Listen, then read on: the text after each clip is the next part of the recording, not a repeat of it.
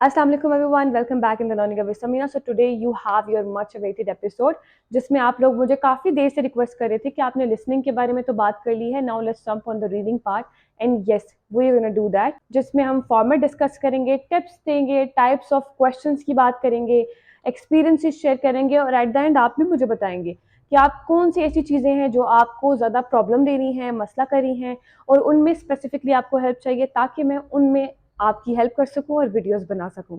तो चलें अपना टाइम वेस्ट किए बगैर हम जंप करते हैं ऑन एवरीथिंग. सबसे पहले हम बात करेंगे फॉर्मेट के बारे में. सो लेट्स स्टार्ट. मैं आपको ये बताती चलूं कि हमारे पास इस पूरे रीडिंग टेस्ट में 60 मिनट होते हैं. 60 मिनट में हमने 40 क्वेश्चंस को अटेम्प्ट करना है जो कि 3 पैसेजेस पे डिपेंड करता है फॉर एकेडमिक, और जनरल के लिए ये 4 पे भी डिपेंड कर सकता है. ठीक है. जो 3 पैसेजेस होते हैं वो काफ़ी डिफरेंट टाइप्स के हो सकते हैं, वो एमसीक्यूज बेस्ड हो सकते हैं, उन पे हम बाद में जंप करेंगे. पहले मुझे इसके बारे में बात करनी है. तो मैं साथ साथ आपको बताती चलूं, हमारे पास वो सिर्फ 60 मिनट ही हैं जिसमें हमने टेस्ट अटेम्प्ट करना है, अपने आंसर शीट पे लिखने हैं. हमारे पास एक्स्ट्रा टाइम नहीं होता जिस तरह लिसनिंग में होता है कि 30 मिनट आप सुनते हैं और 10 मिनट आपको बाद में दे दिए जाते हैं कि आप अपने आंसर शीट पे आंसर उतार लें. पर रीडिंग में ये नहीं होता. इसीलिए मैं हमेशा कहती हूँ, लेट्स से अगर आप एकेडमिक के स्टूडेंट्स हैं और आपने 3 पैसेजेस पे 60 मिनट लगाने हैं और 40 क्वेश्चन अटेम्प्ट करने हैं, तो आप उसको डिस्ट्रीब्यूट करें इवनली. जिस तरह 20 मिनट आप दे पहले पैराग्राफ को, पहले सेशन को, 20 मिनट फिर दूसरे को, 20 मिनट फिर तीसरे को, इस तरह डिस्ट्रीब्यूट होगा.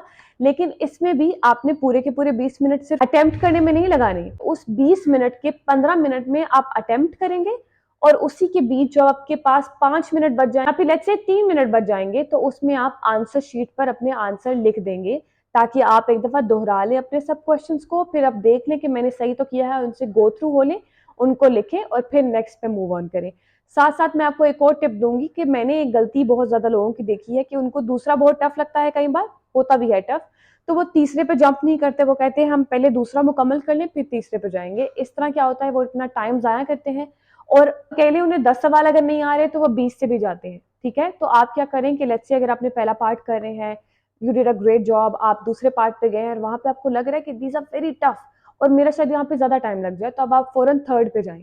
थर्ड पे जब आप जैसे जाएंगे आप वहां के देखेंगे, आप उसको अटेम्प्ट करें, फिर come back to the second one और उसको वही वाला टाइम दें और जल्दी से उसको अटेम्प्ट करना स्टार्ट कर दें. और लेकिन इसमें आपको ज्यादा ये नहीं होगा कि नेक्स्ट पार्ट भी रहता है और ये भी रहता है, ताकि आप फुली उस पर कंसंट्रेट कर सकें. ओके. और ये बहुत ज़रूरी है, बहुत ज़्यादा ज़रूरी है, क्योंकि आपका एक सवाल के बदले दूसरा भी छूट जाए तो वो एक अच्छी बात नहीं है. आपको ये बताती चलूं कि हमारे इस पूरे रीडिंग टेस्ट में obviously understanding the question and everything matters, but time management is the must. तो भी मैं आपको पूरा तरतीब से बताऊंगी कि आप उसको कैसे डिस्ट्रीब्यूट कर सकते हैं ताकि आपका एट द एंड एक सवाल भी ना छूटे, एक आंसर भी गलत ना हो और अपने टाइम पे आप अटेम्प्ट कर लें. Now let's jump on the rules. Rules हमारे ये हैं कि एक्स्ट्रा टाइम नहीं होता. ठीक है. सेकंड ये है कि आपने कोई भी चीज पढ़े बगैर नहीं करनी, उनके रूल्स पढ़ लेने हैं. कईयों पे डेफिनेशंस पे आपको आ रहा होगा कि एक वर्ड लिखें, एक सेंटेंस लिखें या 2 वर्ड्स लिखें, आपने उतना ही लिखना है, आपने उनको ध्यान से देखना है. थर्ड इज क्वेश्चंस को समझना है. क्वेश्चंस पढ़ने नहीं है, क्वेश्चंस को समझना है. अब आप पैराग्राफ सारा नहीं पढ़ सकते, लेकिन आपने क्वेश्चंस को ऐसे अंडरस्टैंड कर लेना है कि आपको समझ आ जाए, कि ये वर्डिंग समझ आ जाए कि उसका अगर डिफरेंट मीनिंग में भी लिखा हुआ है ना, सिनोनिम भी लिखे हुए, तो आपको वो अंडरस्टैंडेबल हो. ठीक है. नेक्स्ट टिप मैं आपको ये दूंगी कि स्कैनिंग सीखें. स्कैनिंग क्या होता है कि जब आप किसी पैराग्राफ से गो थ्रू हो रहे थे, ऑब्वियस आपके पास इतना टाइम कम है, तो बजाय इसके कि आप उस सारे को रीड आउट करें, आप उसमें वर्ड ढूंढें. और मैं आपको जब प्रैक्टिस बताऊंगी तब मैं आपको वो बताऊंगी कि आपने उसको कैसे करना है. लेकिन remember that scanning is a must and very important. Moving on, I would say कि आपने एक जगह भी खाली नहीं छोड़नी, एक क्वेश्चन भी अनअटेम्प्टेड नहीं छोड़ना. Why I am saying this, I am gonna tell you. क्योंकि अगर आप अनअटेम्प्टेड छोड़ते हैं, let's say fill in the blank थी और आपने वहां पे कुछ लिखा ही नहीं, क्योंकि आपको लगा कि अगर मैं लिख दूंगा गलत आंसर है तो लिखता ही नहीं हूं, ना लिखने से आपके मार्क्स डिडक्ट होंगे. गलत भी लिख देंगे तो आपके उसमें से माइनस मार्क्स नहीं करेंगे, सिर्फ क्रॉस लगेगा और एक मार्क्स वो कट जाएगा जो आपने नहीं किया होगा, बट एटलीस्ट और माइनस नहीं होंगे. समझ रहे हैं मैं क्या कह रही हूँ? मैं आपको बताती हूँ. लेट्स से आपने 10 सवाल लिखे और उसमें से आपने 8 सही लिखे और 2 की आपने स्पेस ही छोड़ दी. अब उसमें आपके नंबर डिडक्ट होंगे. वो आपके सिर्फ ना सिर्फ आपके गलत के नंबर डिडक्ट करेंगे, उसके अलावा भी वो करेंगे, क्योंकि ये रूल के खिलाफ है. तो आप जब भी अटेम्प्ट करें, आपने सारा अटेम्प्ट करना है, चाहे वो सही आंसर्स हैं, गलत आंसर्स हैं, क्योंकि सिर्फ उन्हीं 40 में से आपके नंबर डिडक्ट होंगे, उनसे ज्यादा आपके परफॉर्मेंस के नंबर डिडक्ट नहीं होंगे। तो इस चीज का आपने लाजमी ख्याल रखना है। हर क्वेश्चन का 1 मार्क्स है, ठीक है, तो 40 सवालों का 40 मार्क्स है।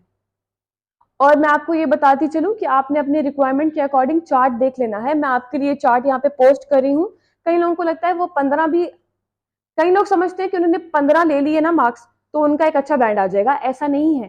बैंड का आप देख सकते हैं कि 30 स्कोर्स भी आ जाए तब भी बैंड आपका 6 to 7 ही रहता है, उसके बीच में रहता है। तो अगर आपने अच्छा अटेम्प्ट करना है, so go for a plan which has 40/40 marks. इस प्लान के साथ मत जाएं कि हम पार्ट 1 अटेम्प्ट करेंगे और पार्ट 3 अटेम्प्ट करेंगे और फिर हम everything is gonna be sorted. और ये मैंने काफी लोगों की साइकी देखी। I remember there was a girl and she said कि मैं अटेम्प्ट कर लूंगी और मुझे किसी ने कहा कि पहला आसान होता है और तीसरा आसान होता है तो मैं दूसरे को छोड़ दूंगी। That is a wrong perception, ठीक है। वो कभी आपने चीज नहीं करनी है, क्योंकि अगर आप पहला अटेम्प्ट करेंगे, तीसरा अटेम्प्ट करेंगे, मिडल वाला छोड़ देंगे, आपके नंबर डिडक्ट होंगे अटेम्प्ट ना करने पे। और व्हाट इफ आपका पहला और तीसरे में भी आपकी गलतियां हैं, तो वो आपका कैलकुलेशन के हिसाब से आपके तो 10, तो कैलकुलेशन के हिसाब से आपके नंबर और कम। और ऑब्वियसली सब अटेम्प्ट करेंगे, थोड़ी बहुत गलतियां होंगी, 1-2 नंबर, 3-4 नंबर आपके डिडक्ट हो भी जाते हैं बाय चांस, तब भी आपके बैंड अच्छे आने की उम्मीद हो सकती है। तो इसलिए सारे सवाल अटेम्प्ट करने हैं, टाइम मैनेजमेंट के साथ करने हैं। तो सोचना ही नहीं है कि चलो हम आधे छोड़ देंगे, आधे कर लेंगे और हमारे जो आधे मार्क्स आएंगे हम उससे गुजारा कर लेंगे। ऐसे नहीं होता। इट्स नॉट योर स्कूल और कॉलेज या वो एग्जाम्स नहीं है जो आप कहें कि पासिंग मार्क्स में अटेम्प्ट कर लूंगी, 33 आ जाए, बाकियों की खैर है। It's not gonna happen like that. तो आपने सारा अटेम्प्ट करना है, कोई भी चीज छोड़नी नहीं है।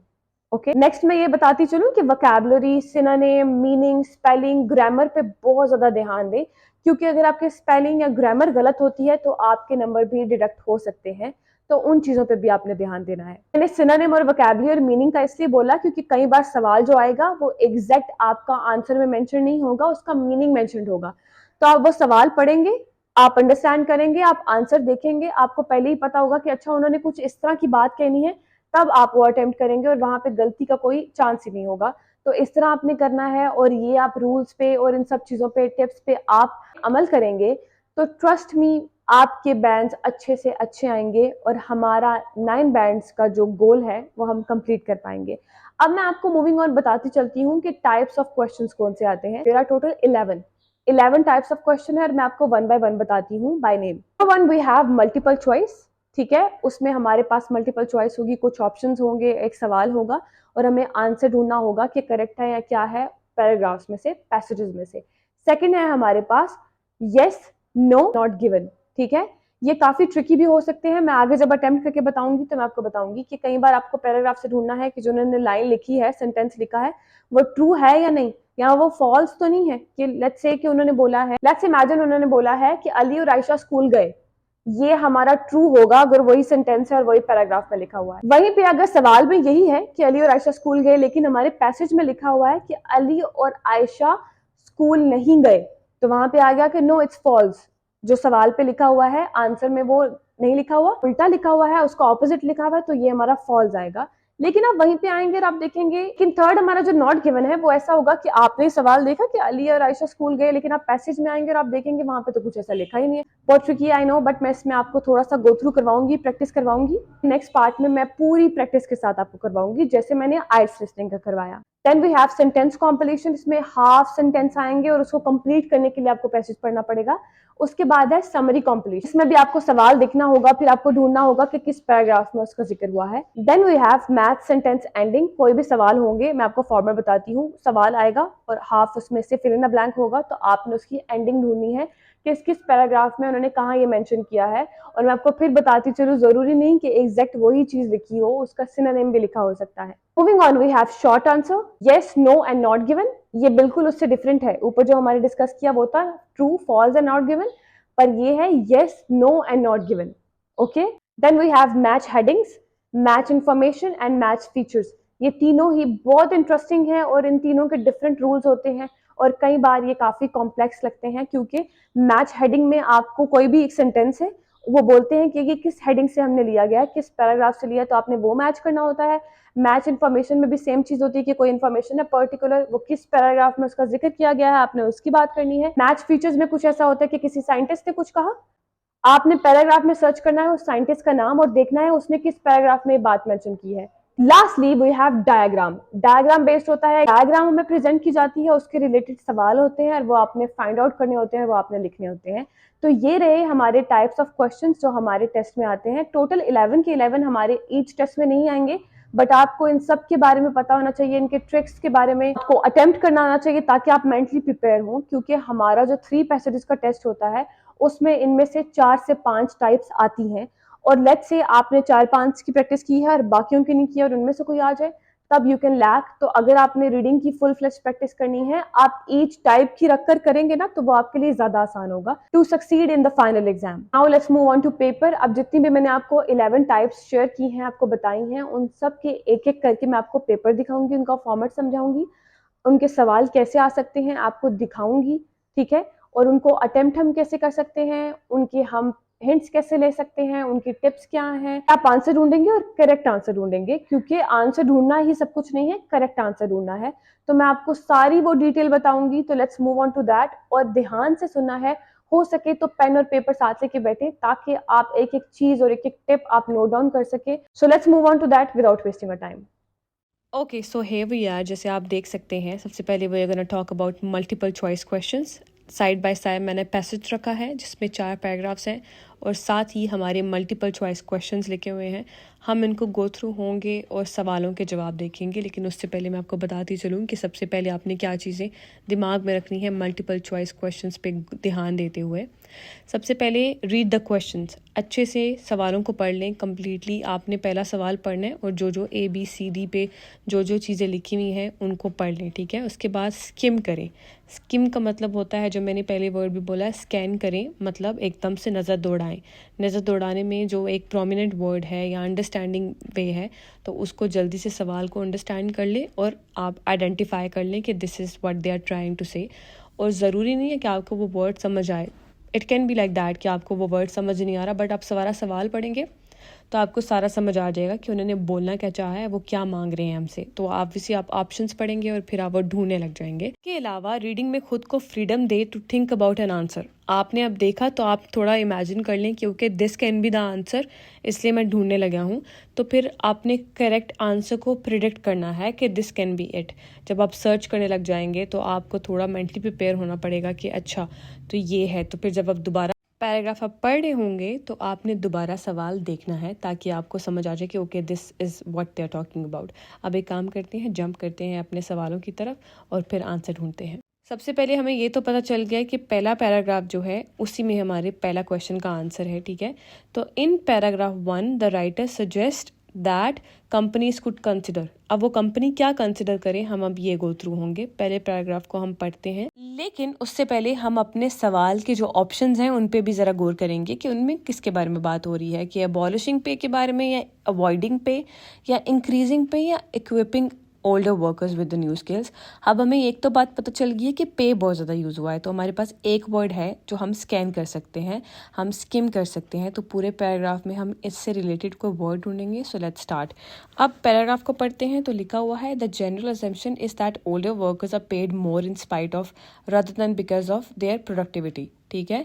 That might partially explain why when employers are under pressure to cut cost, they persuade a 55-year-old to take early retirement, take away seniority-based pay scales, and older workers may become a much more attractive employment proposition. आप notice करिए यहाँ पे एक दफ़ा पे mention हुआ है तो हम उसको हाईलाइट कर लेंगे।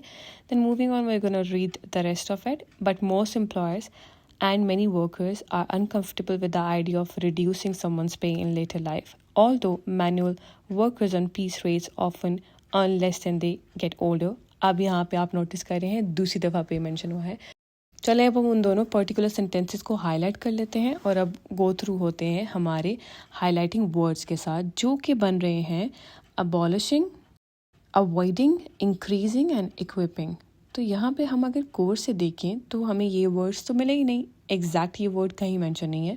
बट आप लोगों ने नोटिस किया होगा कि जब हमारा जो फर्स्ट पेज यहाँ पे मेंशन हुआ है वहाँ पे एक वर्ड यूज़ हुआ है which is take away. Take away synonym है हमारे अबॉलिशिंग का, ठीक है। तो अबॉलिशिंग का एग्जैक्ट सेम यही सिनोनिम है कि ख़त्म कर देना या किसी चीज़ को ले लेना या किसी चीज़ को हटा देना। तो उन्होंने ए ऑप्शन में मैसेज किया है abolishing pay schemes that are based on age. जिस तरह यहाँ पैराग्राफ में भी जिक्र हो रहा है कि कई जो सीनियर हो जाते हैं, बड़े हो जाते हैं, तो उनकी पे रिड्यूस कर दी जाती है, इनफैक्ट उनको रिटायर कर दिया जाता है। तो जो ये चीज़ काफ़ी एम्प्लॉयर्स को पसंद नहीं आती, क्योंकि उनको लगता है इक्वालिटी होनी चाहिए, किसी की पे कम नहीं होनी चाहिए, तो इसलिए उनका जिक्र किया। तो हमारा काफ़ी हद तक ये आंसर बन रहा है विच इज़ ए। हमें अपने पहले सवाल का आंसर मिल गया ए, बट फिर भी हम गो थ्रू होंगे इसलिए ताकि हमने कोई मिस्टेक ना कर दी हो। तो हम दोबारा जाके सारे आंसर्स ढूंढेंगे कि कहीं वो तो नहीं, उनके बारे में ज़्यादा बात तो नहीं हुई भी। तो ऐसे जैसे हम दोबारा पढ़ेंगे एक बार, और मैंने गो थ्रू दोबारा किया है, तो मुझे पता चला बी सी का तो जिक्र ही नहीं हुआ, क्योंकि बी में जिक्र है कि avoiding pay that is based on piece rates, इसका तो जिक्र ही नहीं है।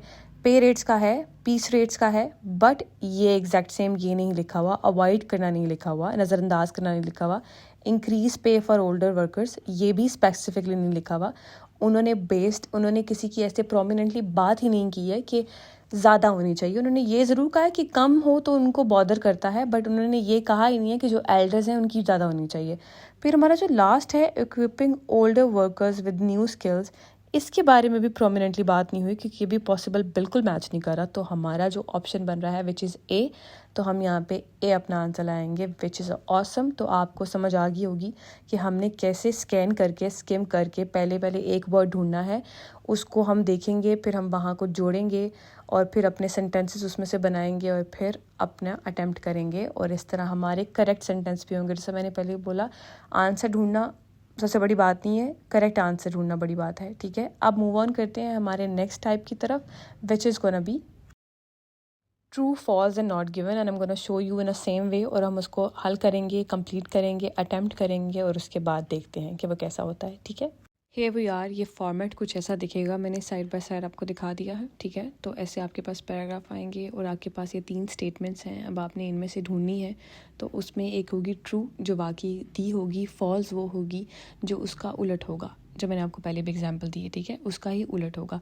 नॉट गिवन एक ऐसा होगा जो उस सेंटेंस का मेंशन ही नहीं किया होगा, उस कॉन्फ्रेंस का जो आगे बात हो रही है उसका मेंशन ही नहीं किया होगा, ठीक है।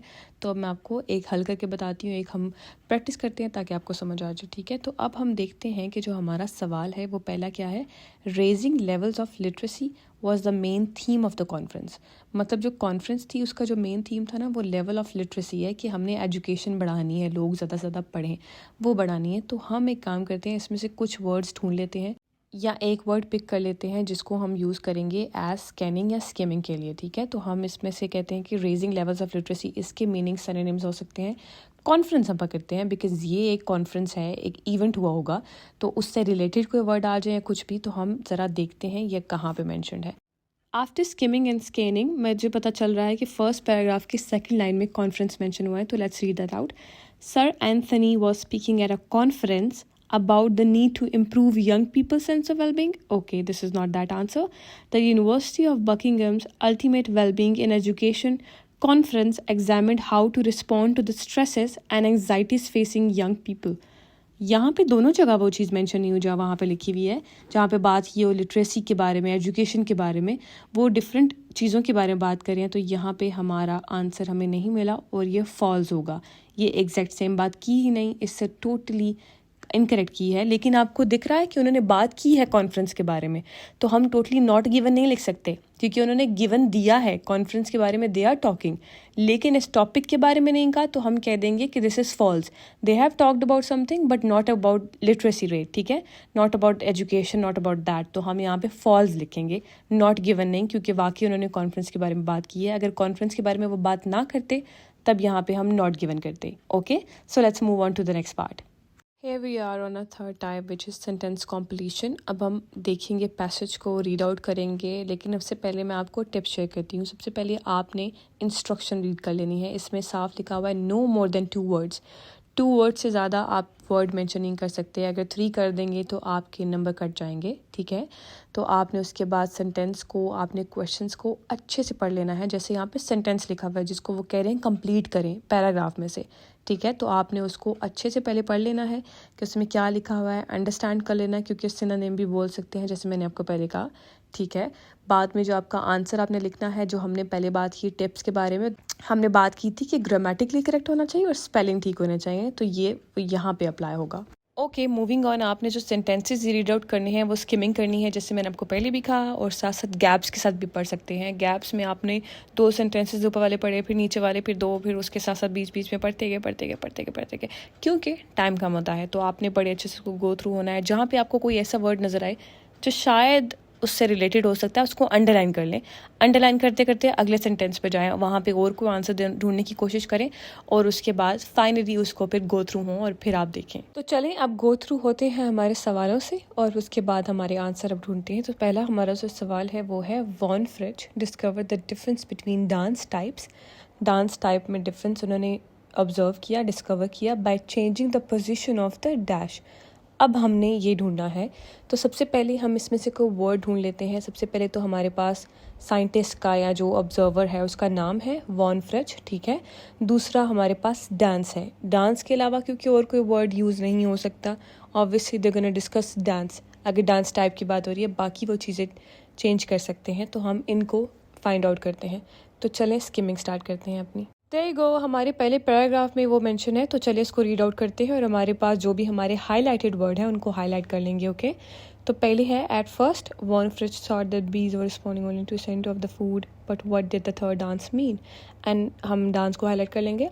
And if bees were responding only to the scent, how could they also sniff down food hundreds of metre away from the hive, food which was something downwind. On the hunch he started gradually moving. यहाँ पे moving की बात हो रही है, तो हम इसको भी हाईलाइट कर लेंगे। The feeding dish further and further away, and notice as he did not do that the dances of the returning scout bees also started changing.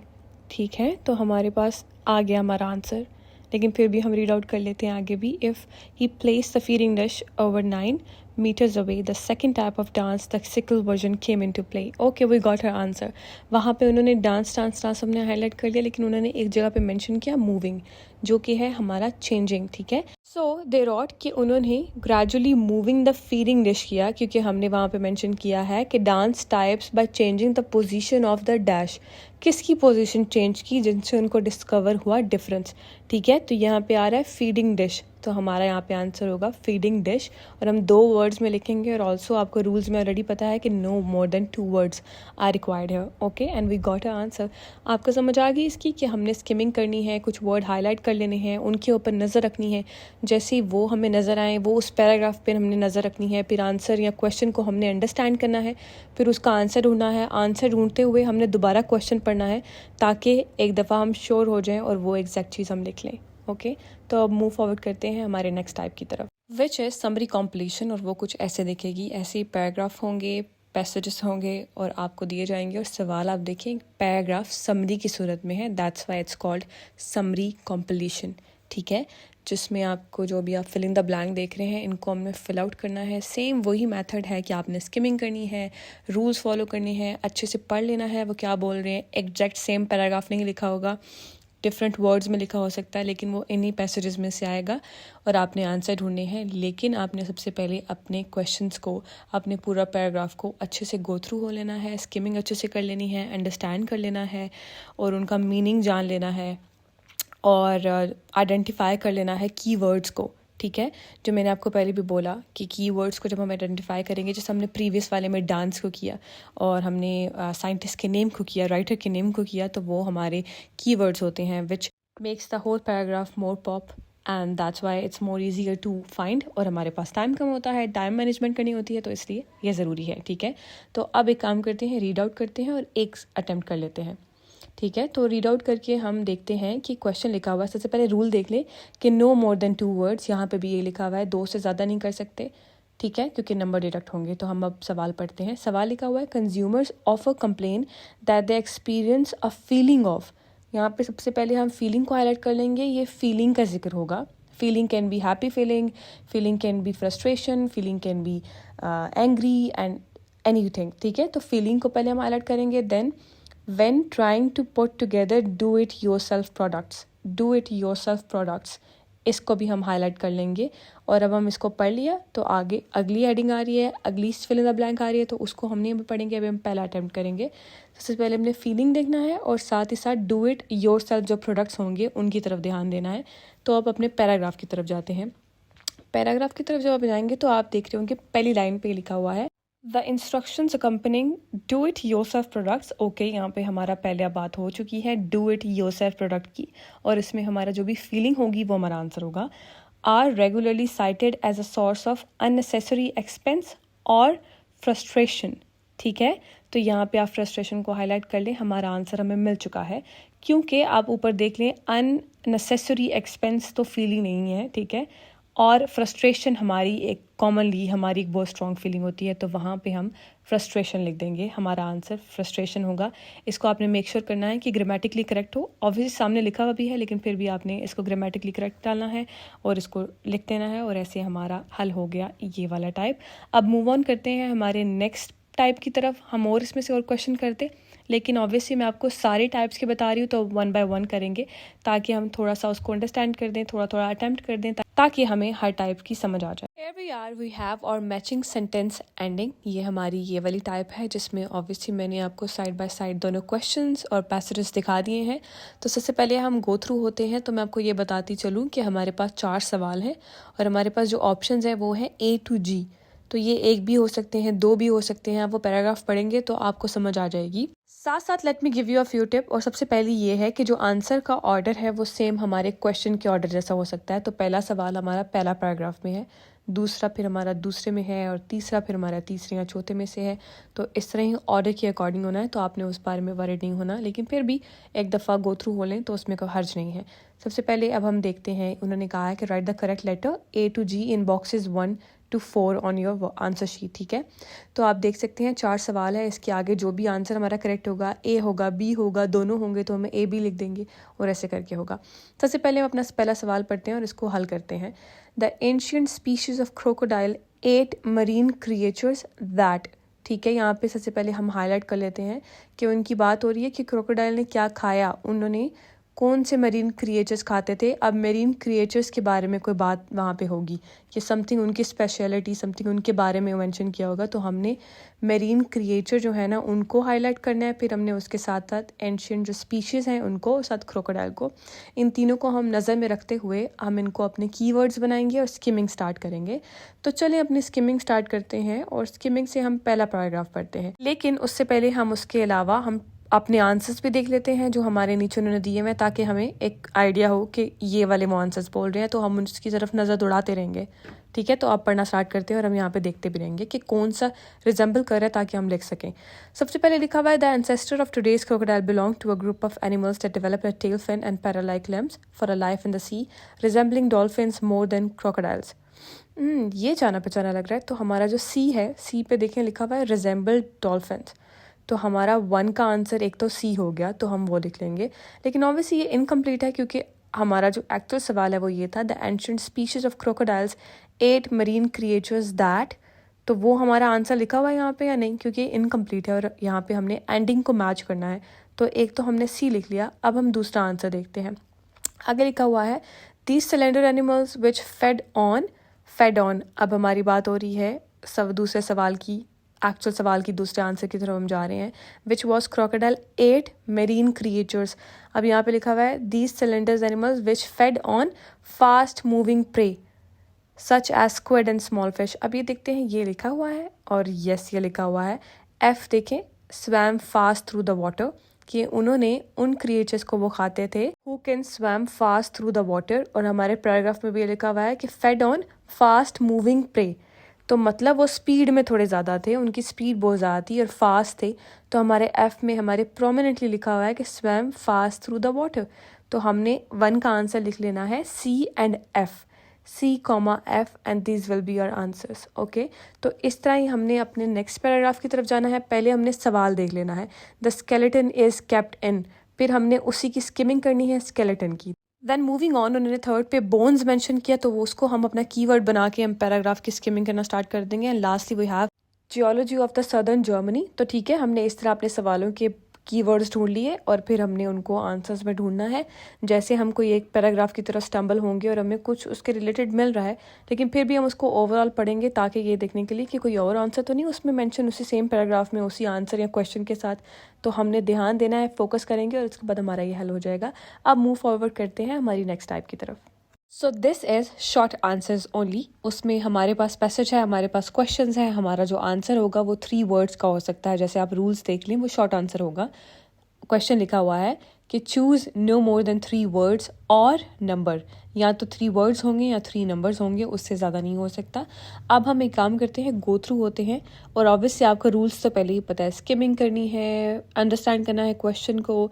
Exact same चीज़ नहीं लिखी हो सकती, तो हम पहले अपने सवाल को देखेंगे, उसमें देखेंगे कि क्या आंसर हो सकता है, वो क्या पूछ रहे हैं। ठीक है, तो पहला हमारा जो सवाल है कि what is the African rhinoceros compare to, यहाँ पे हम हाईलाइट करेंगे कंपेयर्ड। और अब हम कंपेयर्ड के सिनोनिम भी अपने माइंड में रखेंगे। कोई भी ऐसी चीज़ है जहाँ पे राइनोसॉर्स के बारे में बात हो रही है और उसका कंपैरिजन हो रहा है, या फिर उसके बारे में बात हो रही है, कोई जिक्र हो रहा है, कुछ तो हो रहा है, तो हम उस पर हाईलाइट करेंगे। ठीक है, तो सिनोनिम वगैरह भी माइंड में रखेंगे। तो चलें अब गो थ्रू होते हैं हमारे पैसेज से, which says the rhinoceros is Africa's armoured giant like a tank on legs and has been on a planet for millions of years. अब यहाँ पे जो लाइक है वो कंपेयर्ड का हमारा सिनोनिम बनता है। It immediately come in mind right, कि हम कहते हैं कि अगर हम इसको कंपैरिजन करें, if we just like do the comparison like, और फिर हम ये बोलते हैं राइट, तो हम इसको भी माइंड में रखेंगे। लेकिन साथ ही साथ हम पूरे पैराग्राफ एक दफ़ा स्कैन कर लेंगे, स्किम कर लेंगे, कुछ और ना मिल जाए।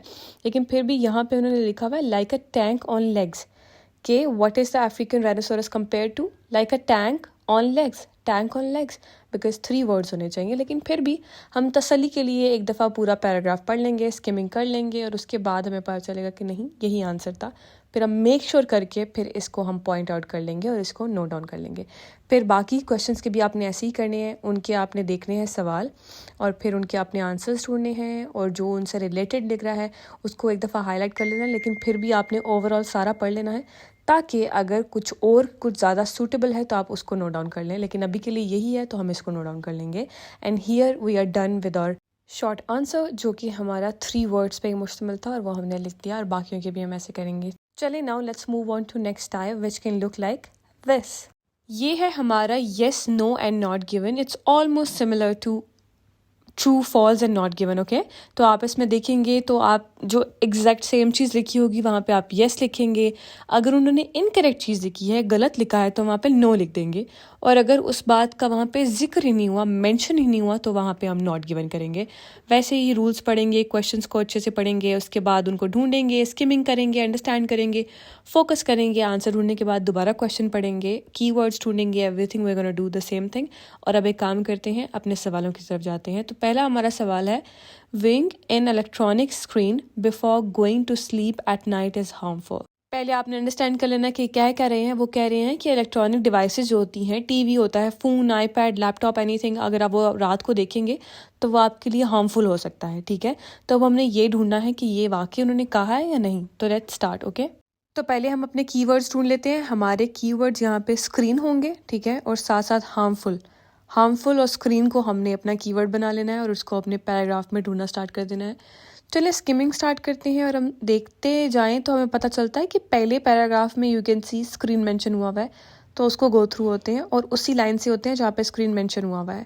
It counters claims that teenagers' mental and physical health could be damaged by excessive screen time, even just before bedtime. Being online, gaming, or watching TV is not damaging to young people's mental health, study authors said. ठीक है, अब हमने इसको पूरा complete पढ़ा है। पहले screen तो लिखा हुआ था, लेकिन डैमेजिंग लिखा हुआ है हार्मफुल की बजाय। वो आपको पता है उसका सिनोनिम होगा, तो हम उस पर फोकस करें। और यहाँ पे लिखा हुआ है कि नहीं इफेक्ट होगा, तो ये हमारा फॉल्स है, मीन्स नो। स्टेटमेंट दी गई है बेशक, और वो ट्रू नहीं है। स्टेटमेंट दी गई है, वो ट्रू नहीं है। मैं दोबारा रिपीट किया है मैंने, ठीक है। नॉट गिवन नहीं है, उन्होंने गिवन दिया हुआ है, तो यहाँ पे हम अपने फर्स्ट आंसर के आगे नो लिख देंगे। ठीक है, ऐसे ही हमने बाकियों को करना है, उनके आंसर्स ढूंढने हैं, और उनके जो भी होंगे तो उनको येस लिखना है। जो उनका ऑपोजिट होगा, गलत बताया होगा, तो वहाँ पे हम नो करेंगे, और जहाँ बिल्कुल मेंशन ही नहीं की होगी बात, वहाँ पे हम नॉट गिवन कर देंगे। अब मूव ऑन करते हैं हमारे नेक्स्ट टाइप की तरफ, which is gonna be match headings. हे गो, ये हमारा है मैच द हेडिंग और ये कुछ ऐसा दिखेगा। मैंने आपको एक सेक्शन दिखा रही हूँ क्योंकि हमने अभी एक सवाल अटेम्प्ट करके दिखाना है आपको, ठीक है। और ऑब्वियसली डिफरेंट ये पैराग्राफ्स आएंगे, एक पूरे पैसेज बना होगा। तो ये हमारा वन ऑफ द पैसेज है, वन ऑफ द पैराग्राफ है और हम इसमें से अपना सवाल ढूंढेंगे। लेकिन पहला सवाल लिखा हुआ है यहाँ पे, पहले करना क्या मैं आपको बता दूँ। आपने सवाल पढ़ने हैं और आपने ढूंढना है कि वो किस पैसेज में से आया हुआ है, ठीक है। आपने लाइंस नहीं लिखनी, आपने वर्ड्स नहीं लिखने, आपने कुछ भी नहीं ढूंढना। आपने ये ढूंढना है कि जो ये वाला सेंटेंस है ये इसका जिक्र किस पैसेज में हुआ है। तो उनकी नंबरिंग वाइज होगी, ए से लेके एफ तक होंगे। तो जिस भी पैसेज का आपको लगेगा कि ओके ये वाला सवाल तो यहाँ पे मेंशन है, तो आप उसका फिर टाइप इन कर देंगे, ओके। तो अब हम देखते हैं, एक काम करते हैं, हमारे पास दो रूल्स होते हैं, ठीक है। रूल्स/स्ट्रैटेजीज होती हैं। तो आपने या तो पहले आप सारे पैराग्राफ से गो थ्रू हो लें या फिर आप हेडिंग्स पढ़ लें कि ये हेडिंग्स हैं, ठीक है। तो इस तरह आपके लिए ईजियर होगा टू अंडरस्टैंड। अब यहाँ पे हम पहले क्या करेंगे, अपनी हेडिंग से गो थ्रू हो लेंगे और उनके कोई ना कोई एक एक वर्ड स्कैन कर लेंगे, उनका नीचे लिख लेंगे। जिस तरह हमारा पहले पे है इफ़ेक्ट्स लिखा हुआ है, इंफॉर्मेशन ट्रेड एग्रीमेंट है, दूसरे पे हमारा इम्पैक्ट है, ठीक है। तीसरे पे हमारा फार्मिंग एंड सॉइल इरोजन है। फोर्थ हमारा इफेक्ट्स ऑफ गवर्नमेंट पॉलिसी है, पॉलिसी को हम कर सकते हैं। फिफ्थ पे हमारा गवर्नमेंट के बारे में और मैनेजमेंट के बारे में जिक्र होगा। और फिर उसके बाद हमारा सिक्स्थ पे इफेक्ट्स ऑफ गवर्नमेंट पॉलिसी होगा, पुअर कंट्रीज़ होगा, इफेक्ट्स होगा। तो हमने ये सारे अपने स्कैन के लिए, स्किमिंग के लिए वर्ड्स को, कीवर्ड्स को लिख लेना है नोट डाउन करके और फिर हमने अपना आंसर ढूंढने लग जाना है।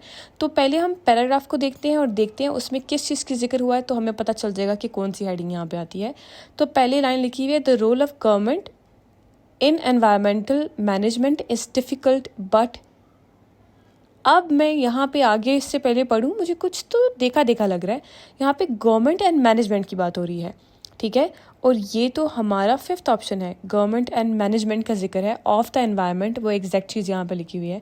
तो ये हमारा सेक्शन ए आंसर बनता है हमारा फिफ्थ का। तो हमने अपने क्वेश्चन नंबर 1 सेक्शन ए के आगे फिफ्थ लिख देना है, जो कि फिफ्थ लिखा हुआ है रोमन लैंग्वेज में, हमने ऐसे कर देना है। और बाकी के भी हमने ऐसे करने, पैसेजेस डिफरेंट होंगे, ऊपर नीचे आगे पीछे हो सकते हैं। ये प्रॉपर एक अलाइनमेंट के अकॉर्डिंग नहीं होगा, एक उसका ऑर्डर नहीं बना होगा। ये आपको ढूंढना पड़ेगा कि आपने अपने वर्ड्स तो कीवर्ड्स किए होंगे, फिर आप दूसरा पैराग्राफ पढ़ेंगे, उसको गो थ्रू होंगे, उसके में वो कोई भी कीवर्ड देखेंगे तो कहेंगे ये प्रोमिनेंट है, तो उसमें से आप हेडिंग्स ढूंढेंगे कि ये इसकी हेडिंग है और फिर आप वो लिख लेंगे। तो इस तरह you will do the best job in this one. तो अब मूव ऑन करते हैं हमारे नेक्स्ट टाइप की तरफ, विच इज़ मैच इन्फॉर्मेशन। इसका फॉर्मेट कुछ इस तरह होता है, ये आप देख सकते हैं, ढेर सारे पैराग्राफ हैं, एक लंबा सा पैसेज है और ये हमारे क्वेश्चंस हैं और उनके आंसर्स दिए हुए हैं। हमें टाइप दिया हुआ है, क्वेश्चन दिया हुआ है जिसमें वो कह रहे हैं कि मैच करें ये वाली इन्फॉर्मेशन किस पैराग्राफ से है, ठीक है। तो हमने वो पैराग्राफ से मैच करके क्वेश्चन जैसा 14 है उसके आगे ए लिख देना या बी लिख देना, जो भी आंसर मैच हो रहा है। इसमें मैं आपको कुछ टिप्स दूंगी। इसमें आप लोगों ने क्या करना है कि सिर्फ क्वेश्चंस को नहीं देखना, आपने पैराग्राफ्स को देखना है। पैराग्राफ्स को आप एक दफ़ा स्किम करके देखेंगे, उसमें से जो जो प्रोमिनेंट वर्ड्स हैं ना, आप उसको प्रोमिनेंटली आप लिख लेंगे कि ये हम इसके ऊपर हमारे वर्ड्स हैं and I am calling it keywords. आप कीवर्ड्स लिख लेंगे। जैसे हम देखते हैं कि हमारा बी, अब बी को आप स्किम करें तो उसके ऊपर लिखा हुआ है वाइल एमिशंस, हम एमिशन लिख देते हैं क्योंकि ये भी एक वर्ड है जो कि हो सकता है यहाँ पे बात हुई हो और ये एक प्रोमिनेंट हो। उसके बाद हम बात करेंगे, वहाँ पे हार्मफुल बात हो रही है, हार्मफुल की, पोल्यूशन की बात हो रही है, कंजेस्शन की बात हो रही है। तो हम इन तीनों वर्ड्स को, 3-4 और भी जो हमें प्रोमिनेंट लग रहे हैं और हम याद रखना चाहते हैं, तो हम इन तीनों को नोट डाउन करके साइड पे रख लेंगे, एक बॉटम पे साइड पे करके, ठीक है। अगले क्वेश्चन का भी, अगले पैसेज को भी हम पढ़ेंगे और वो फिर हम उसमें से कीवर्ड्स निकाल के साइड पे लिख लेंगे, फिर अगले का भी सेम ऐसे करेंगे, ताकि जब हम क्वेश्चंस पढ़ें हमें आंसर्स ढूंढने के लिए इजी हो, क्योंकि इसमें कुछ ये बात हुई थी, कुछ ऐसे बात हुई थी, तो हम इसकी तरफ ही देखते हैं ताकि हमारा टाइम बच जाए। अब जब मैंने स्किम किया है, ऑब्वियसली मैंने पहले नोट्स बना कर रख लिए थे आप लोगों के लिए, लेकिन मैं वो आपको दे दूंगी इफ़ यू वांट देम।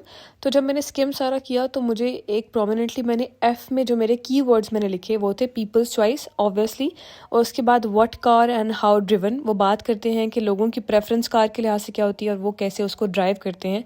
तो इस लिहाज से जब बात हो रही है पोल्यूशन की और लोगों की चॉइस की, तो हम बहुत प्रोमिनेंटली देख पा रहे हैं कि जो 15th हमारा क्वेश्चन है, how driving habits contribute to road problems, तो ये हमारी चॉइसेस की बात हो रही है, हमारे पीपल्स के स्टाइल की, और वो उनकी कौन सी कार है, वो कैसे ड्राइव कर रहे हैं। यहाँ पे लिखा हुआ है but fuel consumption and exhaust emissions depend on which cars are preferred by customers and how they are driven। ठीक है, ये काफ़ी जाना पहचाना लग रहा है, तो हम 15 के आगे F लगा देंगे। उनको समझ आए या नहीं? चलें एक और क्वेश्चन कर लेते हैं। ठीक है, तो अब जब मैंने गो थ्रू हो रही हूँ तो वहाँ पे हमारा जो H क्वेश्चन है वहाँ पे मैंने प्रोमिनेंटली लिखे हैं हमारे कीवर्ड्स। जैसे मैं गो थ्रू होके आपके साथ लिखती हूँ, तो यहाँ पे हमारे सॉल्यूशंस की बात हो रही है कि A more likely scenario seems to be combination of mass transit systems for travel into and around cities with small low emissions cars। यहाँ पे solution बता रहे हैं कि हम काफ़ी improvement कर सकते हैं with low emissions cars for urban use and larger hybrid to lean burn cars। तो ऐसे कि वो solutions बता रहे हैं, तो हम यहाँ पे more solutions लिख देंगे और साथ साथ हम फ्यूचर प्लानिंग भी लिख सकते हैं, तो ये हम अपने कीवर्ड्स में लिख देंगे। ठीक है, अब इनके अकॉर्डिंग या कीवर्ड्स में जो मैंने लिखा है, क्योंकि पूरे पैराग्राफ में सिर्फ सोल्यूशन शेयर किए गए हैं, तो हम अब देखते हैं कि किस सवाल में ये चीज़ मेंशन्ड है। तो हम जब गो थ्रू हों तो आप देख सकते हैं 17 क्वेश्चन में लिखा हुआ है the writers prediction on future solutions, कि राइटर ये प्रिडिक्ट कर रहा है, तो हमारा ये जाना पहचाना लग रहा है, राइट। तो एज हम लिख देंगे 17 के आगे। तो इस तरह ही हमारे बाकी सारे सवाल होंगे, हम गो थ्रू होंगे, उनको पैराग्राफ से ढूंढेंगे। लेकिन मैं आपको टिप के लिए बता रही हूँ कि आप पैराग्राफ के आगे कीवर्ड्स लिखें, तब आपके लिए ज़्यादा फ़ायदेमंद होगा, बजाय इस अटेम्प्ट में इस जो टाइप है हमारा मैच इन्फॉर्मेशन, इसमें आप इन्फॉर्मेशन जो हमारी लिखी हुई है इसके आगे कीवर्ड्स लिखेंगे तो वो इतने फ़ायदेमंद नहीं होंगे जितने आपको पैराग्राफ वाले फ़ायदेमंद हो सकते हैं। I truly hope you find it understandable, क्योंकि मैं बहुत बच्चों की तरह आपको समझाने की कोशिश कर रही हूँ कि टाइप्स कौन कौन सी होती हैं और उनको आप कैसे कैसे अटेम्प्ट कर सकते हैं, उनकी क्या क्या ट्रिक्स हैं, टिप्स हैं, हिंट्स हैं, एवरीथिंग। ठीक है, तो अब हम जंप करेंगे हमारे नेक्स्ट टाइप के ऊपर, which is match the features. वैसे मैं आपको बताती चलूँ कि ये तीनों जो है ना, match information, match heading and match features, ये कई बार काफ़ी मुश्किल समझे जाते हैं। क्यों? क्योंकि ये थोड़े से टाइम कंज्यूमिंग होते हैं। लेकिन अगर आप ऐसे करेंगे जिस तरह मैं आपको बता रही हूँ और आप प्रॉपर कीवर्ड्स लिख कर करेंगे, आपका वक्त तो ज़ाया होगा ही नहीं, तो आप अच्छे से अपना टाइम इसको दे सकते हैं और करेक्ट आंसर लिख सकते हैं। तो चलिए और टाइम ज़ाया किए बगैर हम अपनी जो 10th टाइप है विच इज़ मैच फीचर्स, उसकी तरफ चलते हैं और जानते हैं वो कैसे होता है और उसको अटेम्प्ट कैसे करना है। Let's do it. Here we go। ये हमारा होता है मैच द फीचर्स और वो कुछ इस तरह का दिखता है। हमें एक पैराग्राफ देते हैं, हमें कुछ सवाल देते हैं, उसके साथ साथ हमें रिसर्चर्स के नाम भी देते हैं कि ये उनके नाम है, ये उन्होंने कहा है और उन्होंने कहाँ कहा है। ये हमें इजीली पता चल जाता है कि उन्होंने कहाँ कहा है, लेकिन स्टेटमेंट क्या कही है वो हमें ढूंढनी पड़ती है और फिगर आउट करनी पड़ती है कि एक्चुअल में उन्होंने कौन सी कही है। बिकॉज दो भी सेम में मेंशन हो सकती हैं, लेकिन एक को वो डिनाई कर देंगे और एक को बोलेंगे कि yes they have actually said it. यहाँ पे आपने स्ट्रैटेजी ये है कि आपने टाइम वेस्ट नहीं करना लुकिंग एट द पैराग्राफ और पैसेजेस की तरफ। आपने सीधा जाके हमारे जो स्टेटमेंट्स हैं, जो 1 2 3 4 है, उनको आपने देखना है, उनको गो थ्रू होना है, उनको अंडरस्टैंड करना है। उसके बाद क्योंकि आपके पास रिसर्चर्स की तो लिस्ट है और रिसर्चर के जो नाम है वो बहुत प्रोमिनेंटली सामने सामने मैंशनड है। ठीक है, तो आपने क्या करना है, ज़्यादातर अपने स्टेटमेंट्स की तरफ ध्यान देना है कि क्या किसी ने क्या कहा, तो आपने उसको गो थ्रू होना है, उसके सिनोनिम्स अपने माइंड में रख लेने हैं, कीवर्ड्स उससे नोट कर लेने हैं जिस तरह हम नोट करते हैं। तो हमारा पहला स्टेटमेंट तो डिफरेंट है, बट चले हम लिस्ट ऑफ रिसर्चर्स के लिहाज से ढूंढते हैं। पहले हमारा लिस्ट ऑफ रिसर्चर्स में है रिसर्चर कैरोलिन स्मिथ। तो इनका हम जब अगर नाम ढूंढे तो तीसरे पैराग्राफ में यू कैन सी उनका नाम डायरेक्ट वहाँ पे मेंशन है, सेकंड लाइन में, कैरोलाइन स्मिथ। ठीक है, अब हम इनकी स्टेटमेंट देखेंगे कि इन्होंने क्या कहा है। उन्होंने कहा है कि अब हम सीधा वही लाइन पढ़ेंगे। ओके, तो Caroline Smith in this case comparing the effect of yoga and relaxation on stress and anxiety. ठीक है, उन्होंने इसके बारे में बात की है। तो अब हम स्टेटमेंट देखते हैं कि यहाँ पे उन्होंने किस जगह पे ये मेंशन किया है। तो the advantage of yoga compare to relaxation in decreasing stress and anxiety, बहुत क्लियरली लिखा हुआ है। यहाँ पे हम 2 के आगे ए लिख देंगे। ठीक है, and we got your answer. चलिए अब एक और अटेम्प्ट करते हैं ताकि आपको समझ आ जाए। हमारे जो नेक्स्ट रिसर्चर हैं वो हैं जयादेवा योगेंद्र। अब आप देखें तो आपको पता चलेगा कि जो 5th पैराग्राफ है उसमें उनका सेकंड लाइन के लास्ट पे और थर्ड की बिगनिंग में उनका नाम मेंशन है। तो हम इसमें कंसंट्रेट करेंगे और उसको ध्यान से पढ़ेंगे कि उन्होंने इसमें क्या बात की है ताकि हम उससे लिंक कर सकें। तो एज यू कैन सी उन्होंने यहाँ पे डायरेक्ट लिखा हुआ है अ study on 131 patients with heart disease conducted by doctor day Yogendra. ठीक है, अब हमें पता चल गया है। तो उन्होंने हार्ट डिजीज़ के बारे में बात की है, लेकिन फिर भी हम इसको पहले अपने आंसर्स में ढूंढेंगे। अगर आंसर्स में नहीं मिला फिर हम दोबारा रेस्ट ऑफ द पैसेज पढ़ेंगे। और उसमें से आंसर ढूंढेंगे। लेकिन आई थिंक हमारी तलाश यहीं पे ख़त्म हो गई है, बिकॉज मैं देख सकती हूँ कि जो थर्ड है वहाँ पे लिखा हुआ है the significance of yoga in relation to existing cases of heart disease. ठीक है, ये एग्जैक्ट बात तो डॉक्टर योगेंद्र ने मेंशन की है। ठीक है, तो अभी हम यहाँ पे इसके 3 के आगे बी लिख देंगे, तो that's how we got a answer. तो बाकियों का भी हम ऐसे ही फाइंड आउट करेंगे, एंड इट्स वेरी इजी। इसको लोग समझते हैं टफ है, बट इट्स नॉट। आपको पहले ही लिस्ट ऑफ रिसर्चर्स, आपके रिसर्चर्स तो सामने हैं, आपको पता है कौन सा पैराग्राफ है, बस आपने उसमें से ढूंढना है कि उनकी स्टेटमेंट क्या है, और वो आपने बड़े ध्यान से देख के करनी है, कीवर्ड्स रखकर। ठीक है, तो इस तरह we attempted this. Now let's move on to the next type. Finally हम अपनी लास्ट टाइप पे हैं, विच इज़ डायग्राम टाइप। ठीक है, आप डायग्राम एक देख सकते हैं, आपने उसको गो थ्रू होना है और पैसेज और पैराग्राफ आपको मिल जाएगा और आपने आंसर ढूंढना है। तो पहले एक काम करते हैं, टिप्स आपको बाद में दूंगी, पहले मैं आपको बताती चलूँ कि आपने डायग्राम की तरफ आपसे मांगा क्या गया है। ठीक है, तो सबसे पहले यहाँ पे फीसिस की बात हो रही है, डंग की। डंग, काउ पैड डंग लिखा हुआ है, मीन्स काउ फीसिस। ठीक है, तो जब हम काउ की फीसिस के बारे में बात हो रही है और साथ साथ वो पूछ रहे हैं, सबसे पहले रूल्स पढ़ते हैं। ठीक है, label the tunnels on the diagram below using words from the box. Box आपके नीचे बना हुआ है कि जो बीटल टाइप्स हैं, डंग बीटल टाइप्स हैं, इसमें से कोई आंसर होगा जो हमारा 6, 7, 8 का होगा, जहाँ पे फिलिंग द ब्लैंक है। ठीक है, यहाँ पे वो पूछ क्या रहे हैं कि अब कि जो बीटल डंग टाइप है वो कौन सी वाली है। ठीक है, तो हम 6 पे वो कोई लगा देंगे, 6 पे कह लिए फ्रेंच है, तो 7 पे स्पेनिश है, तो 8 पे ऑस्ट्रेलियन है। तो यहाँ पे जो जो हमारे माइंड में आएंगी, हमारे सामने आएंगी, तो हमने देख लेनी है। लेकिन यहाँ पे हमें उन्होंने एक पूरा प्रॉपर हिंट दिया हुआ है। आप देख सकते हैं मिडल वाले की जो लेंथ है वो 30 पे आ रही है, 30 सेंटीमीटर। ठीक है, और जो वहीं पे जो 6th वाला है, जहाँ पे लेफ्ट पे जो है, वहाँ पे आप देख सकते हैं वो 20 पे है, और जो ऊपर टॉप वाला है वो ऑलमोस्ट 10 पे आके रुक रहा है। तो हमारे जो कीवर्ड्स हम ढूंढेंगे ना, तो 2 हम इसको ढूंढेंगे। ठीक है, हम दोनों की तरफ ध्यान रखेंगे, नहीं तो हमारे पास जो टाइप्स हैं उन पे भी ध्यान रख सकते हैं।